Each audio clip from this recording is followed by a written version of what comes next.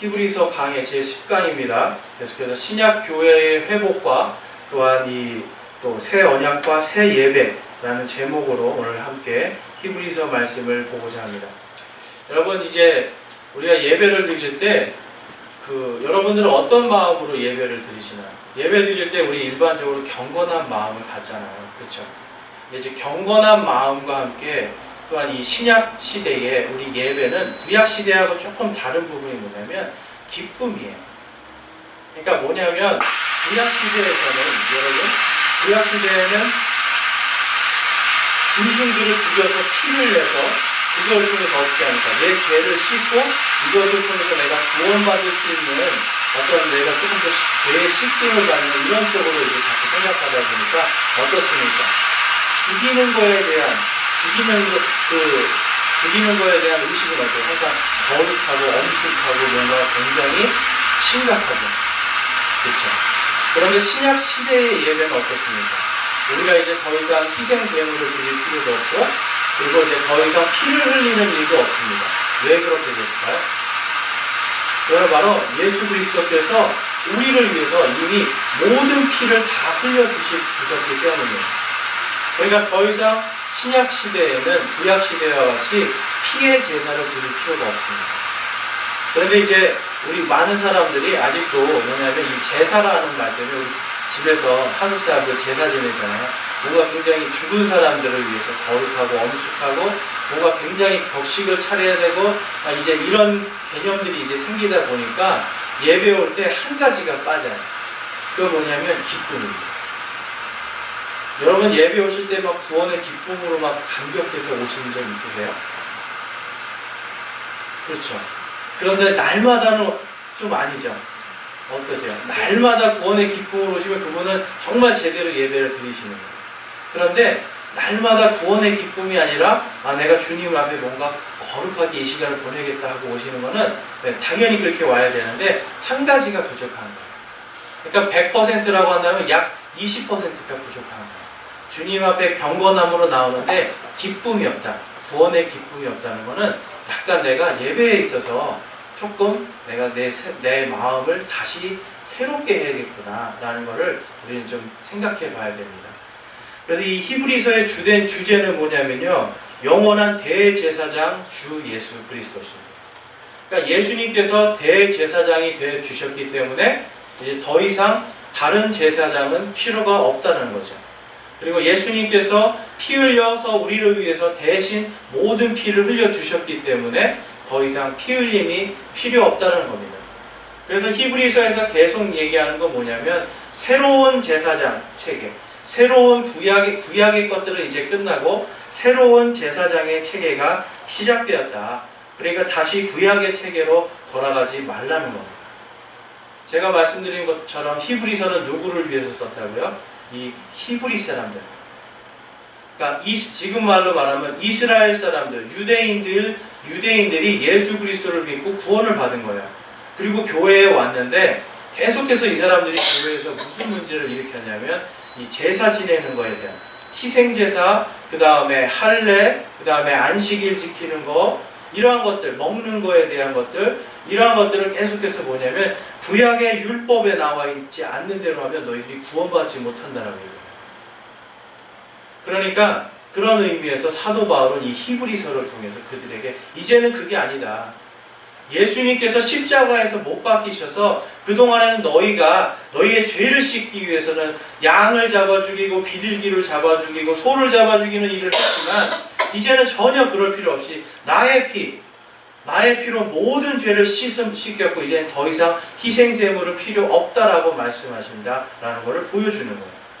그러니까 제사장 제도도 바뀌고 다 바뀐다. 모든 것이 새롭게 바뀌었다라는 것을 알려주고 계십니다.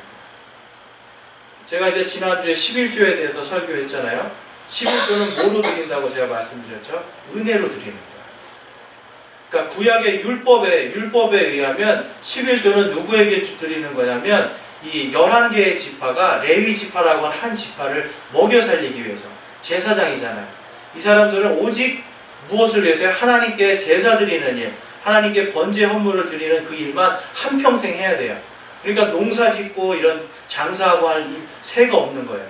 그러니까 어떻게 됩니까? 그들을 먹여 살리라고 11개의 지파를 하나님께서 은혜를 주시고 축복을 주시는 거예요. 막 복을 주셔서 어떻게 해요? 이 한 지파를 먹여 살리게 해주셨어요. 그런데 그것이 바로 구약의 11조의 개념입니다. 그런데 신약시대에는 성경 말씀에서 누가 제사장이라고 말씀드렸죠? 바로 예수 그리스도를 믿고 구원받은 우리가 제사장이에요. 우리가. 자, 이 교회의 제사장은 누구죠? 교회의 제사장. 어떤 분들이 목사님이라고 하는데 아닙니다. 모두가 다 모든 성도들이 제사장입니다. 목사는 단지 여러분들에게 하나님의 말씀을 전하고 가르치고 여러분들에게 좋은 하나님의 말씀이 이렇습니다라는 것을 연구해서 여러분들 가르쳐주는 사람이에요. 근데 저나 여러분들이랑 다 똑같은 제사장이에요. 우리의 대제사장은 누구시라고요? 바로 예수 그리스도예요. 그러니까 예수 그리스도께서 교회의 머리가 되시고 우리 모두는 저는 목사라고 하는 직분을 가진 것뿐이에요. 그렇죠? 그리고 그것뿐이고 나머지는 다 똑같아요. 주님 안에서 우리는 다 똑같습니다. 이것은 예수님께서 성경에서 말씀하시잖아요. 그렇죠? 어떻게 눈이 이쁘고 너는 나보다 못할 수 있냐고 하고, 그렇죠? 새끼손가락이 엄지손가락 보고 엄지손가락이 새끼손가락 보고 너는 나보다 못하다고 할 수 있겠어요. 그렇죠? 손가락 이거 하나 없으면 어떻게 되죠? 장애가 있는 거잖아요. 그렇죠? 정상이 아닌 거잖아요. 하나님 예수 그리스도의 이 몸된 교회에서 예수 그리스도께서 머리가 되시면 나머지 지체들은 그분에 의해서 그분이 가장 높고 나머지는 다 똑같다라는 겁니다. 이것이 바로 신약 교회의 새로운 제사장 체계예요. 누가 더 높고 낮고가 있는 것이 아니라 모두가 똑같이 제사장으로서 하나님 아버지께 온전히 나아갈 수가 있게 되는 것이 바로 신약 교회입니다. 하나님께서는요, 이 아브라함에게 이 총 3가지를 약속하세요. 창세기 12장 1절과 2절을 보면 하나님께서는 이 아브라함에게 땅을 약속하시고 자손을 약속하시고 그리고 그가 복의 통로가 되게 해주시겠다고요. 그러니까 하나님께서는 이 약속을 어떻게 한번 주셨으면 지키셔야 되잖아요. 그래서 첫 번째로 지키신 게 뭐냐면 바로 이스라엘 민족이에요. 이 약속을 지키기 위해서 하나님께서는 이 야곱을 통해서 이스라엘 민족을 만듭니다. 그리고 이스라엘 민족을 통해서 이 모세가 나오고 모세를 통해서 하나님께서 율법을 주시면서 이제 너희들은 이 율법대로 행하면 어떻게 돼요? 모든 민족들 가운데 가장 보배로운 민족으로 내가 만들어주겠다. 모든 민족 중에 가장 뛰어난 민족으로 만들어주겠다. 이렇게 말씀하시는 거예요. 그런데 이 전제 조건이 있습니다. 뭡니까? 하나님의 부르심, 하나님의 선택하심, 그리고 그것에 응답하여서 그분을 믿음이에요. 구약시대에는요, 하나님께서 율법을 주셨지만 기본적으로 내가 주 여호와 하나님을 믿습니다라고 하는 그 믿음으로 어떻게 해요? 하나님께 번제헌물, 희생제물 드리고 번제헌물 드리고 이러한 것들을 하는 거였어요. 믿지 않고 하는 것은 의미가 없다라는 거예요. 그런데 이 성경 말씀에서는 뭐라고 하냐면 오늘 본문 말씀 이제 히브리서 8장 한번 보실게요. 이제 오늘 읽지는 않았지만 히브리서 8장 5절 말씀에 보면 이렇게 말씀합니다. 그래서 그 구약 시대에 제사를 드리던 그 제사장들에 대해서 이렇게 말씀합니다. 이 제사장들은 모세가 성막을 만들려 할 때에 하나님께 권고받은 바와 같이 하늘에 있는 것들의 본보기와 그림자를 섬기나니 그분께서 이르시되 너는 조심하여 산에서 내게 보여준 양식에 따라 모든 것을 만들라 하시니라 라고 이야기합니다. 그러니까 율법에서 성막을 만들고 제사를 지낼 때 하는 모든 것들이요 뭐라고 하냐면 하늘에 이미 그 본보기가 있고 하나님 아버지와 그리고 예수 그리스도의 그림자를 그대로 갖다 놓은 것이 구약의 이 율법에서 행하는 제사 행위였습니다. 그런데 그것이 이제는 어떻게 됩니까? 그 실체가 나타나는 거예요. 구약 사람들은요 그림자만 보고 있었어요. 왜 어린 양을 죽이면 내 죄가 사해지는구나. 죄를 통해서 피를 통해서 내 죄를 씻을 수 있구나 라는 걸 뭐예요? 어린 양이신 예수 그리스도의 그 보혈의 피를 이 사람들은 그림자로 보고 있었던 거예요. 그런데 예수께서 어떻게 됩니까? 어떻게 되시죠? 예수께서 이제 십자가에 달려 죽으심을 통하여서 이들은 실체를 보게 되는 거예요. 실체를요. 예수님께서 나는 곧 길이요 진리요 생명이니 누구든지 나를 믿는 자는 어떻게 해요? 영원히 사는 거예요. 하나님이 세상을 이처럼 사랑하사 독생자 예수 그리스도를 보내주셨어. 누구든지 그분을 믿는 사람은 멸망하지 않는 거예요. 이것이 뭐냐면 구약의 제사장 제도가 이제 완전히 바뀐다는 것을 보여주고 계시는 거예요. 그래서 이제 이 이스라엘 사람들의 이러한 그 구약의 제도들, 이러한 것들을 보면 우리가 하나님께 나아갈 때에 가장 먼저 해야 될 것이 무엇이냐면 바로 구원이라는 게, 그것이 바로 전제되어야 된다는 게 바로 신약 교회에 바로 하나님께서 주시는 은혜입니다. 그러니까 신약 교회는 뭐냐면 구원 받은 사람들이 모여서 함께 예배를 드리는 거예요. 그리고 구원 받고 싶은 사람들이 와서 하나님께 예배를 드리는 거예요. 그냥 지나가면서 내가 하나님을 알고 싶고 너무나 이분에 대한 갈급함이 있을 때 와서 예배를 드리는 거예요. 근데 제가 어떤 사람들은요, 정말 구원에 관심이 없는데 예배에 오는 분들이 많이 있었어요.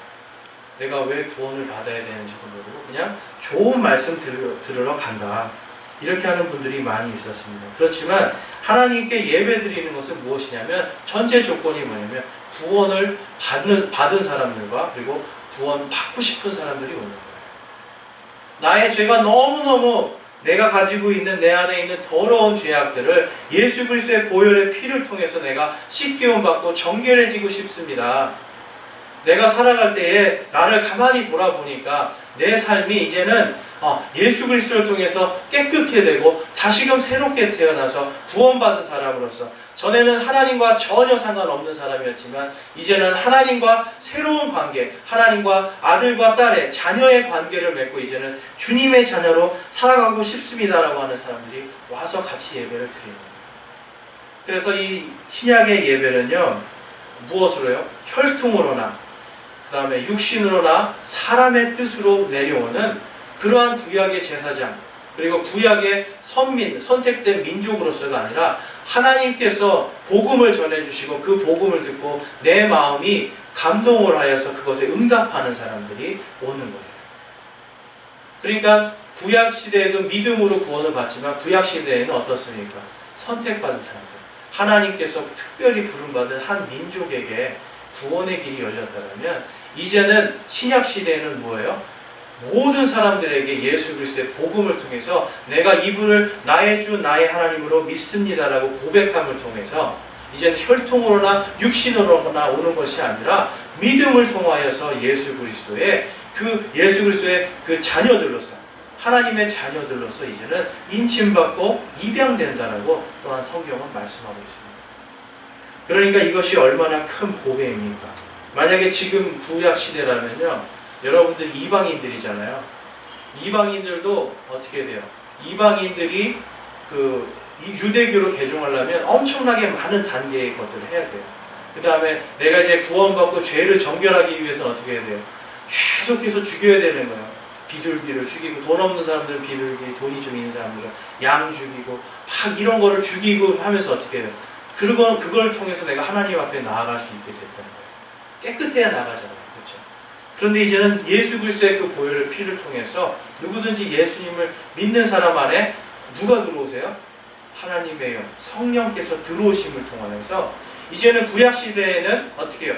눈에 보이는 건물이 성전이었지만 건물 안에 누가 계셨어요? 하나님의 성령께서 계셨거든요.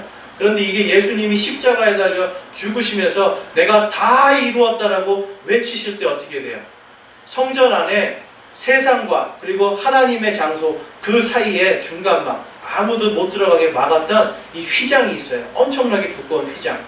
그 휘장이 위에서 아래로 쫙 쪼개지면서 어떻게 돼요? 이제는 막힌 모든 것들이 뚫리고 너희와 내가 성령님을 통하여서 하나님과 내가 완전히 성령님과 내가 하나님 하나가 되어서 하나님과 교통하고 하나님과 교제할 수 있는 새로운 시대가 열렸다고 하는 것이 바로 신약 교회고 그것이 바로 복음입니다. 그래서 우리는 이 예수 그리스도의 이 보혈 사건이요, 단순히 그냥 이제 우리가 구원받았구나, 이분을 믿고 구원받았구나, 이게 아니에요. 이제는 새로운 제사장 체제, 그리고 새로운 예배, 하나님과의 이제 완전한 관계 속으로 우리가 들어갈 수 있다라고 하는 엄청난 은혜인 것입니다.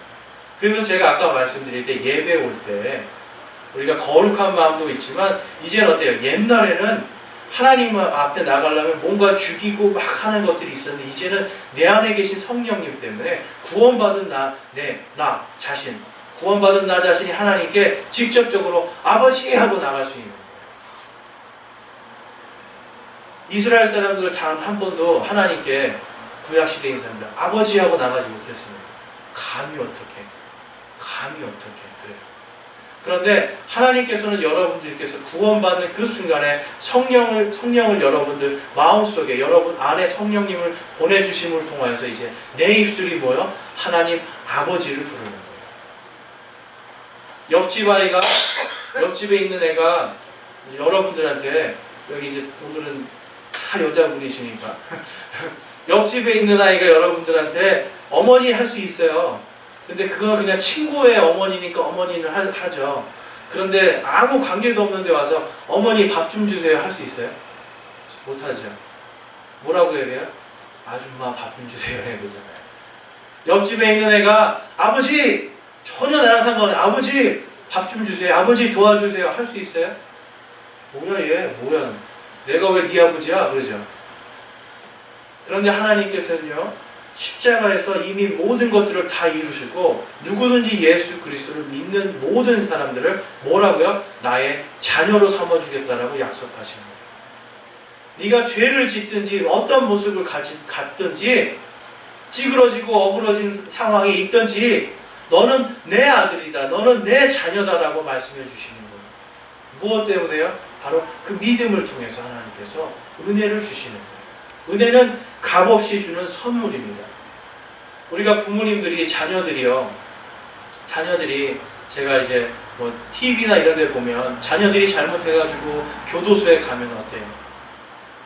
동네 사람들은 손가락질하고 욕하는데 엄마 아빠는 어때요?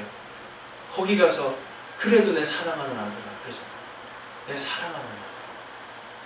손을 잡아주고 어떻게 하면 내가 가진 걸 해서 조금이라도 더 먹여줄까 이러죠. 남들은 손가락질하고 욕하는 걸로 끝나요. 그렇지만 아버지 어머니들은 어때요? 그 자녀가 어떤 상황이든 도둑놈이든 살인자든 그게 필요가 없는 거예요. 가서 그냥 내 아들아 하는 거예요. 하나님 아버지의 마음이 이겁니다. 하나님께서는요, 우리가 어떤 모습을 갖고 있든지 그걸 보시는 게 아니라 내가 너를 내 아들로, 내 자녀로 삼고 싶다라고 하는 게 하나님 아버지의 마음이에요. 그래서 예수 그리스도를 보내주신 겁니다. 그래서 예수 그리스도의 그 보혈을 피를 통해서 어떻게 해요? 이제는 하나님과 그리고 세상 사람 사이에 막혔던 이 엄청나게 두꺼웠던 휘장을 위에서 아래로 쫙 쪼개버리시면서 이제는 누구든지 예수 그리스도를 믿는 자에게는 내가 나의 영이 예전에는 성전 안에 있었다면 이제는 예수 그리스도를 믿는 모든 사람들 그 심령들 속에 성령께서 임하시고 성령님을 통해서 이제는 누구든지 하나님을 아버지라고 부를 수 있게 해주신 거예요. 이것이 바로 신약 시대입니다. 우리 한번 이 시간에 예수님의 피에 대해서 한번 살펴보기 원합니다. 우리 예수님의 피에 대해서 살펴보기 원하는데요. 이제 13절 한번 볼게요. 8장 13절입니다. 8장 13절에서는 이렇게 말씀하고 있습니다. 그분께서 새 언약이라고 말씀하심으로써 첫 언약을 낡은 것으로 만드셨으니 이제 쇠하고 낡아지는 것은 곧 사라지리라 라고 말씀합니다. 구약시대에 많은 제사장들이 있었는데 제사장들은 어떻게 됐습니까? 다 죽었죠. 그렇죠? 구약시대에 수많은 희생헌물들이 있었고 엄청나게 많은 동물들의 피가 사람의 죄를 씻기 위해서 흘려졌어요. 그렇지만 그 피들이 다 어디 갔습니까? 다 없어졌죠. 동물들도 다 사라지고 제한적인 것들이라고 볼 수가 있습니다. 그런데 예수님께서 흘리신 피는 어때요? 예수님께서는 죽으시고 끝났나요? 아니죠. 다시 살아나셨잖아요. 예수님께서 부활하셨다라는 것은 예수님께서는 이제는 영원한 생명이 되셨다라는 거예요. 그것은 뭐냐면 예수님 자신께서 그 가지고 있는 안에 있는 영원한 생명을 통하여서 이제는 더 이상 어떻게 해요? 새로운 희생제물을 드릴 필요가 없게 되었다. 그리고 모든 제사장들이 다 죽었지만 대제사장이신 예수께서는 살아서 오늘도 저 하나님 오른편 우편에 있는 왕좌에 앉으셔서 우리를 위해서 중보하심을 통하여서 어떻게 됩니까? 이제는 더 이상 이 땅에 구약의 제사장 체계가 필요 없다라는 거예요. 그래서 새 언약이 이제 시작되었다는 것을 오늘 성경은 말씀하고 있습니다. 예수님의 피는요, 이제는 더 이상 썩어서 없어지는 그러한 피가 아니라 부활하심을 통하여서 이제는 영원한 피가 된 거예요. 예수님의 피는 그것 때문에 이 요한복음 1장 12절에서 13절에 보면 그분을 받아들이는 자, 곧 그분의 이름을 믿는 자들에게는 하나님의 아들이 되는 권능을 그분께 주셨으니 이들은 혈통으로나 육신의 뜻으로나 사람의 뜻으로 나지 아니하고 오직 하나님에게서 태어난 자들이니라 라고 말씀합니다. 여러분, 이제 이 예수 그리스도의 보혈의 피를 통해서 성령께서 여러분 안에 계시다고 그랬잖아요. 자, 예수님이 어떻게 태어나셨어요? 성령으로 잉태해서 태어났다고 성경은 말씀하고 있어요. 성령님을 통해서 예수님께서는 어때요? 태어나실 때부터 그 피에는 흠없고 하나님께서 보시기에 가장 의로운 피가 되는 겁니다.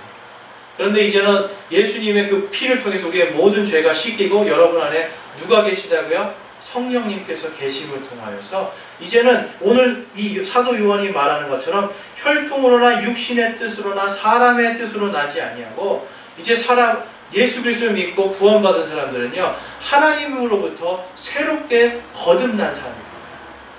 그것을 영어로 born again이라고 해요. born again. 다시 태어나다. 한자로는 중생이라고 합니다. 다시 태어나는 삶을 사는 거예요. 그래서 여러분들을 하나님께서 보실 때는 뭐라고 할까요? 보라, 새롭게 되었도다 라고 이야기하십니다. 우리가 볼 때 세상 사람들이 볼 때는 똑같잖아요. 그런데 하나님 보실 때는 보라, 모든 것이 새롭게 되었도다 라고 보시는 거예요. 그것을 통해서 우리가 하나님의 자녀로서 새롭게 태어난 삶을 사는 겁니다. 그래서 예수님의 이름을 믿는 모든 사람들은 하나님의 아들들이 되는 거예요. 성경에서 이제 아들들이라고 하는 것은 전체적인 그런 민족들 다 포함해서 하는 말씀입니다.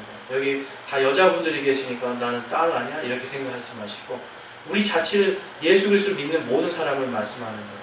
그래서 예수님을 믿는 믿음을 통해서 우리 모두가 하나님의 아들들이 되어버린 거예요. 그러니까 이제 어때요? 하나님 아버지 하고 나갈 수 있는 거죠. 그렇죠? 그런데 아직도 구약의 교회들을 하는 교회들이 있어요. 예를 들면 이제 천주교나 이런 가장 이제 많이 우리가 아시는 게 구약 교회가 천주교예요. 신약 시대를 살고 있지만 천주교예요. 왜 그럴까요? 하나님께 나아갈 때 직접 나아가지 못하고 누구를 통해서 나아가요? 사제들. 사제가 영어로는 프리스트, 제사장이라는 뜻입니다.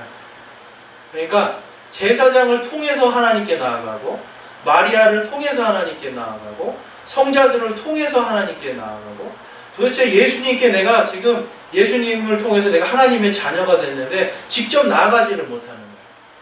계속 누구예요? 그리고 내 죄를 씻기 위해서 누구에게 찾아가요? 제사장, 바로 사제들한테 찾아가는 거예요.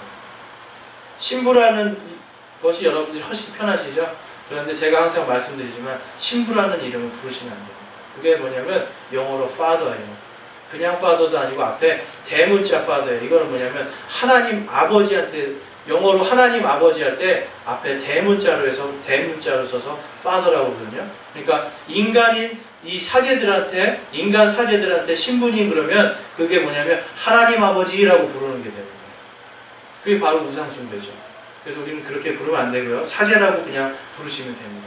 그러니까 사제들에게 뭐예요? 내 죄를 고백하면 어떻게 해요? 그 사제가 가서 성당 마룻바닥 오늘 하루 종일 닦아라. 그럼 네 죄가 사해진다. 좀 하는 거예요.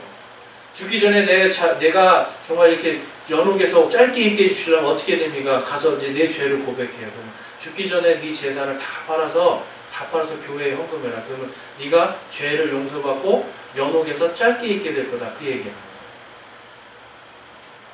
이것이 바로 구약교회예요. 우리가 그럴 필요가 있습니까? 신약교회에? 그럴 필요가 없어요.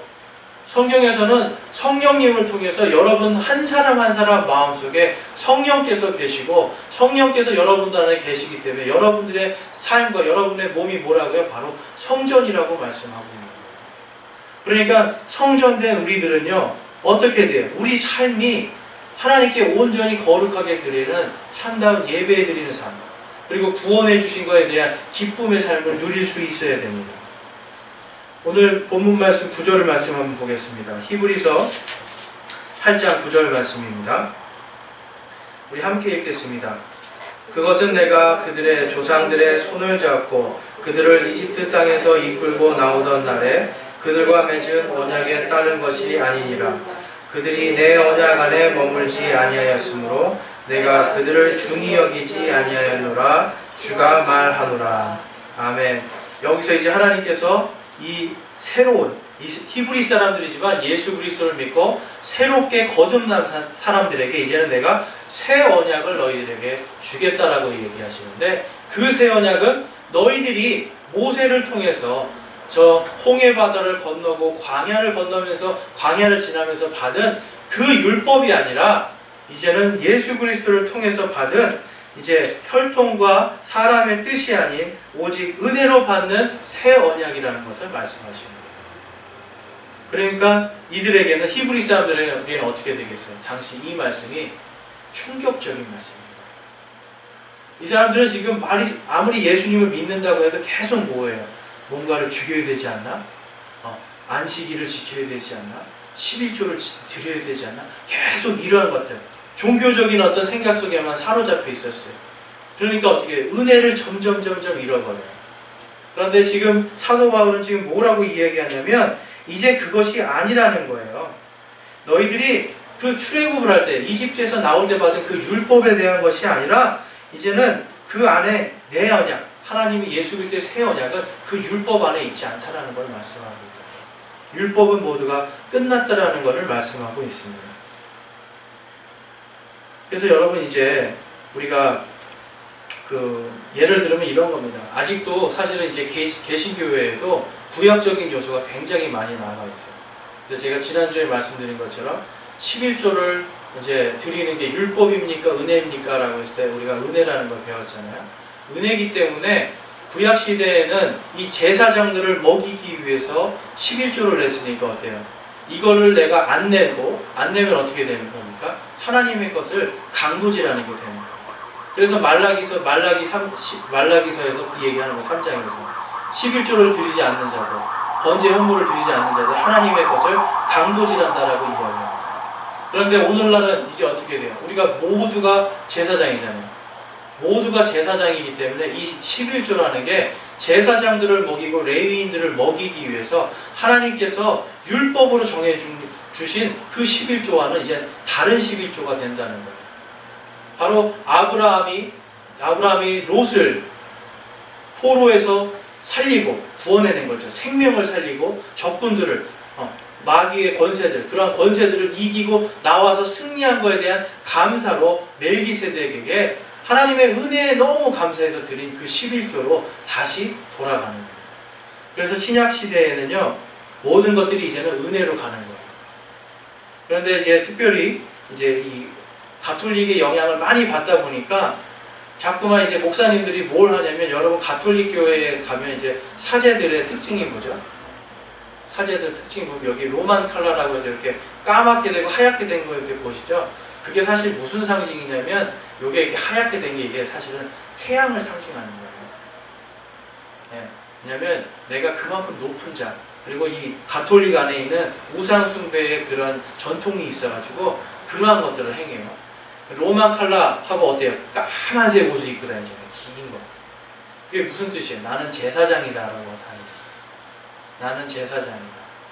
그리고 이제 어떤 행사가 있을 때는 어떻게 돼요? 하얀색 가운을 입고 여기에 뭘 있죠? 스토리라고 하는 또 이렇게 또 거는 거죠. 우리 성가대들 하는 거 있죠? 스토리라고 하는 거 같이 하잖아요. 예, 그 뭐냐? 나는 제사장이라는 뜻인 거예요. 근데 이제 그게 이제 종교개혁을 하면서 종교개혁을 했지만 그 전통이 교회 안에 이제 남아있다 보니까 어떻게 해요? 목사님들이 까만 가운을 입죠. 그렇죠. 그리고 스톨도 이렇게 달고 있죠. 그리고 성가대는 어때요? 성가대도 특별한 존재들이니까 어떻게 해요? 가운을 입고 그런 스톨을 하고 있죠. 그러니까 이게 뭐냐면 구약의 제사장 그 시스템이 그 전통이 이 천주교를 통해서 아직까지 내려오고 있는 거예요. 그러다 보니까 어떻게 돼요? 자꾸만 목사님들이 교회에 내가 제사장이다 이렇게 되는 거예요. 내가 제사장. 그러니까 교회에서 내가 제사장이니까 어떻게 돼요? 자꾸 그런 생각을 하면 막연하게 교회의 이 모든 것들이 다 내 거 아닌가 이런 착각에 빠져버리는 거예요. 그러니까 엄청나게 큰 교회를 짓고 막 성공한 목사님들이 어떻게 해요? 요즘에 이거 내 거니까 남주계약과 어떻게 해야 돼요? 자기 아들한테 주잖아요. 교회가 자기 재산이에요? 아니죠. 그리고 목사가 자기가 제사장이에요? 아니잖아요. 교회의 모든 성도들이 제사장이고 목사는 하나님께서 특별히 그냥 가르치고 그들을 권명하고 목양을 시키기 위해서 부르심이 있는 사람입니다. 높고 낮음이 없고 모두가 같은 형제 자매인 거예요. 그런데 자기가 높아지고 사람들도 어떻게 해요? 성도님들도 그걸 잘 모르니까 어떻게 해요? 높여서 대부분이 그래요. 심지어는 신학교에 가서 전도사들도 그래요. 목사님이 제사장이라고 생각하고 자기들도 이제 그 자리에 갈 거라고 생각을 해요. 높은 강단에 서고 더 높은 자리로 올라가는 그게 아니죠. 예수님의 섬김은 어땠습니까, 여러분? 예수님이 위에서 밑에 있는 12제자들을 이렇게 위에서 이렇게 다 명령하고 그러셨어요? 아니에요. 예수님은 그들 12명의 제자들 밑에서 발 닦아주시고 밑에서 그들을 섬겨서 어떻게 그들이 성장할 수 있게 도와주셨거든요. 예수님의 섬김은 이런 섬김입니다. 세상의 사람들, 예수 그리스도를 믿지 않는 사람들도 이 섬김에 대해서 연구해가지고 그리스도의 섬김이라고 하는 이런 책들을 내요. 이거는 새로운 섬김이다. 우리가 몰랐던. 그런데 어떻게 됩니까? 지금 세상 사람들도 예수 그리스도의 섬김은 우리가 알고 있는 이렇게 피라미드 형식의 위에서 아래로 이렇게 아래로 군림하는 이러한 형식이 아니라 예수님은 반대로 밑에서 이 사람들을 세워주고 살려주고 생명을 주고 세워서 사도로 세우기 위해서 예수님의 섬김은 어때요? 낮은 곳에서의 섬김이었죠. 그것이 뭡니까? 예수님이 새로운 시대, 예수님의 복음을 통해서 이제는 새로운 교회가 탄생될 때 이러한 모습으로 살라는 것을 보여주시는 거예요. 그냥 무슨 특별한 일이 있을 때 세족식 해준다고 그게 목사님들이 그걸 섬기는 게 아니에요. 내가 정말 얼마나 성도들을 가장 낮은 곳에서 나와 평등한 입장에서 내가 섬기는가. 하나님께서 나를 그거를 하라고 부르셨구나라고 하는 마음가짐이 있어야 되는데 요즘 그게 아니고 자꾸 높아지는 거예요. 자꾸 높아지니까 여러분 이제 이런 말이 있습니다. 우스갯소리로. 교회가 이스라엘 땅과 저쪽 터키 땅, 소아시아에 있을 때는 작은 교회였어요. 근데 교회가 유럽에 가면서 대형 교회가 됐다고 해요. 그리고 유럽에서 미국으로 가면서 교회가 기업이 됐다고 이야기합니다. 이해가 되세요? 그런데 미국에서 한국으로 와서 뭐가 된 줄 아세요? 교회가 대기업이 됐대요. 안 웃으시네요. 미국에서는 기업이 됐는데 한국으로 오면서 대기업이 되고 미국에 10만 몇 명이죠? 10만 명? 10만 명 이상 있는 그러한 교회 별로 없어요. 근데 한국에 오니까 이제 10만 명 되죠. 그렇죠? 10만 명 되는 그런 교회는 엄청나게 세계에서 제일 큰 교회들이 막 쓰는 거예요. 그런데 교회 역사를 보면요, 여러분, 교회가 커질수록 교회가 커지면 커질수록 교회는 항상 부패하고요. 하나님께서 그거를 철저하게 깨버리시는 역사가 있습니다. 그래서 목사님들 스스로가 어떻게 해요? 높게가 아니에요. 높게가 아니에요. 낮게 내려가는 거고 성도들 한 사람 한 사람을 낮은 곳에서 섬기라고 하나님께서 부르셨음을 깨달아야 됩니다. 그러니까 여러분들 성도님들도 마찬가지예요. 목사님이 제사장이 아니라는 걸 아셔야 돼요. 우리 모두가 제사장이라는 걸 아셔야 돼요. 우리의 모두가 제사장이라는 건 뭐예요? 제사장에게는 하나님께서 뭐예요? 항상 사명을 주십니다. 여러분 나는 평신도인데 이런 얘기 많이 하시잖아요. 사실상 성경 어디에도 평신도라는 말은 없어요. 전부가 다 주님 안에서 한 형제와 자매고요. 우리가 제사장들이에요. 제사장들이 하는 역할은 뭡니까? 하나님과 죄인들 사이에서 중재하는 역할을 주시는 거예요.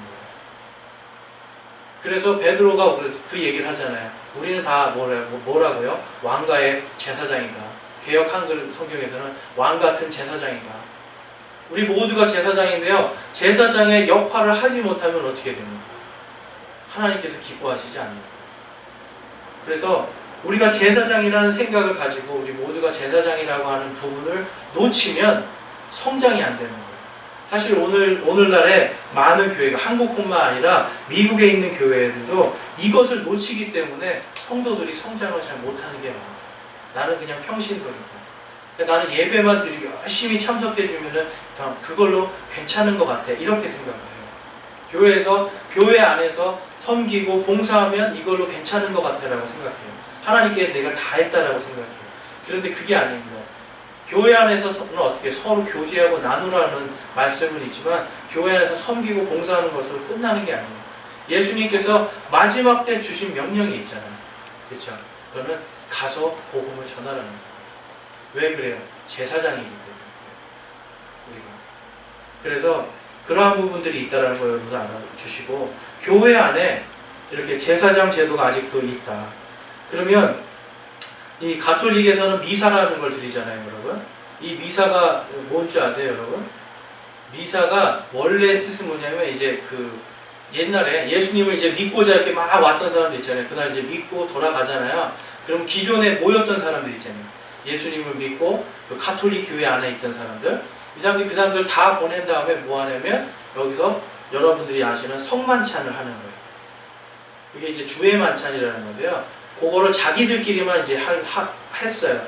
그러면서 이제 그거를 영어로는 디스미스 다 가라고 하고 그 다음에 했다. 근데 이제 그게 라틴어로 해서 미사, 마스 이렇게 바뀌었어요.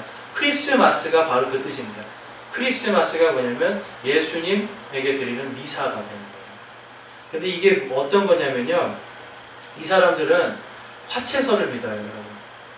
화채설이 뭡니까? 이렇게 예를 들면 이런 겁니다. 이렇게 빵이 있잖아요. 동그란 빵을 신부가 이렇게 들어가지고 축복을 합니다. 그리고 잔을 들어가지고 또 여기에다가 포도주를 들어서 이렇게 해서 축복을 해요. 금잔에다가 해가지고. 그러면 이게 진짜 예수님의 살과 피가 된다고 믿어요. 우리는 어때요? 그게 진짜 예수님의 살과 피가 된다고 믿으세요, 여러분?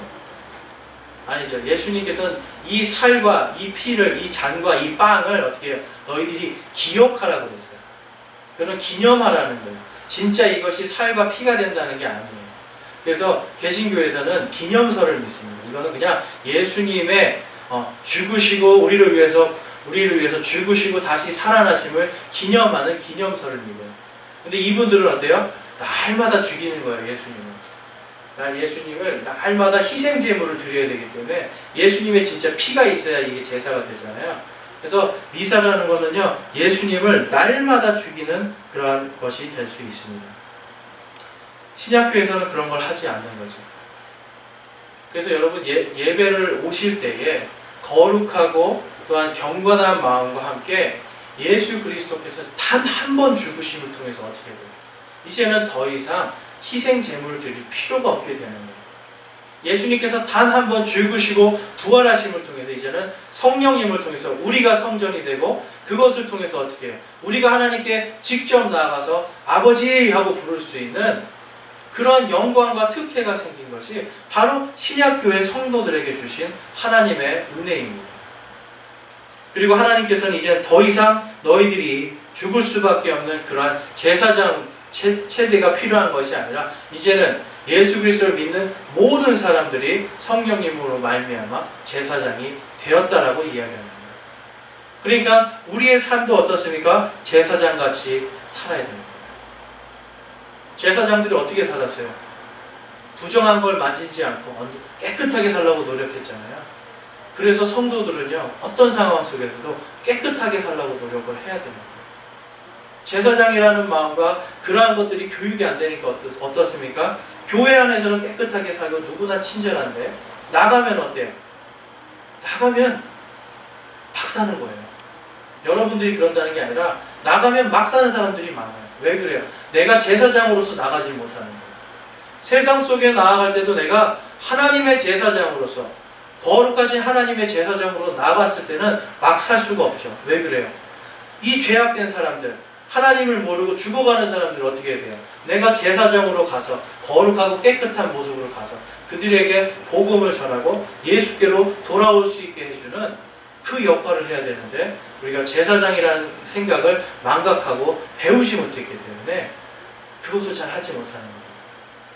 무언가 직분이 있는 사람, 무언가 까만 이러한 그 긴 가운을 입고 있는 사람만 제사장이 아니에요. 하나님께서는 여러분 한 사람 한 사람을 보실 때 모두가 제사장이라고 보시는 거예요. 그래서 성경에 보면 마지막 때 예수님이 재림하실 때 성도들이 무엇을 입는다고 그래요? 하얀 세마포를 입고 있다고 그러죠. 그렇죠. 하얀 세마포를 입고, 여러분 그냥 이제 우리가 성가대 하얀 가운 있죠? 그냥 그거 약간 상상해 보시면 돼요. 그런데 그냥 가운이 아니라 하나님과 함께 그 영광의 광채가 나타나는 그 세마포를 입고 주님과 함께 오시는 거예요. 여러분들은 지금 그걸 입고 있지 않죠. 그렇지만 하나님이 보실 때는 이미 여러분들이 그러한 세마포를 입고 있는 하나님의 거룩한 백성들, 거룩한 성도로 보고 계시는 거예요. 그러니까 세상 속에 나아갈 때 여러분 그 세마포를 더럽혀서는 되겠습니까? 안 되겠습니까? 안 됩니다. 세상 속에 나아갈 때 우리는 제사장으로서 나아가야 되는 것입니다. 그래서 여러분, 신약교회의 성도들은요, 반드시 이제는 구약의 제사장 체제가 바뀌었다. 하나님께서는 이 히브리서를 통해서 이제는 구약으로 돌아가지 말고 이제는 새로운 신약교회, 새 언약 속에서 믿음 생활하기를 원한다는 것을 반드시 믿으시길 바랍니다. 그래서 세상 속에 나아갈 때 이제 나는 하나님의 제사장이다. 이제 나는 신약교회의 새롭게 거듭난 제사장이다라고 하는 그 마음, 그리고 하나님의 말씀을 여러분들이 깊이 깨달으시고 이제는 세상 속에 나아가서도 하나님의 거룩한, 하나님께서 구별하신 제사장으로서 죄인들을 회개시키고 하나님께로 돌아오게 하는 데에 나의 삶의 모습을 보여주고 또한 내 입술을 통해서 복음을 전해주시는 저와 여러분이 되기를 주님의 이름으로 축원합니다. 이 시간 기도하겠습니다.